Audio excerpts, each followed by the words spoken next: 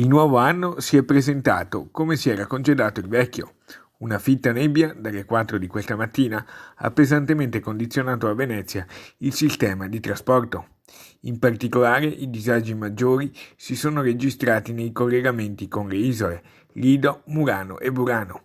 ACTV ha messo in atto quanto previsto dal piano nebbia, con le principali linee di navigazione dirottate, come si usa in questi casi, lungo il Canal Grande. La nebbia fitta che questa notte e buona parte di questa mattina ha coperto la laguna di Venezia ha determinato il frazionamento dei servizi a partire da questa mattina alle 4, con prima corsa interessata alla linea 5.2 delle 5.52 in partenza dal Lido, che è stata dirottata via Canal Grande. Sono state interessate diverse linee di trasporto pubblico in laguna. La linea 3 è stata limitata a Colonna, la linea 4.1 e 4.2 sono state limitate rispettivamente a Piazzale Roma e Bacini, e la linea 6 è stata sospesa.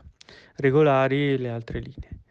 Alle ore 9:30 la centrale operativa ha dato infine il ripristino grazie all'innalzamento della coltre di nebbia e al ripristino della visibilità in laguna. Tuttavia i disagi per la fitta nebbia presenti a banchi in alcune zone sono continuati praticamente per l'intera mattinata per la circolazione stradale, anche in provincia, messa a dura prova da una visibilità ridotta.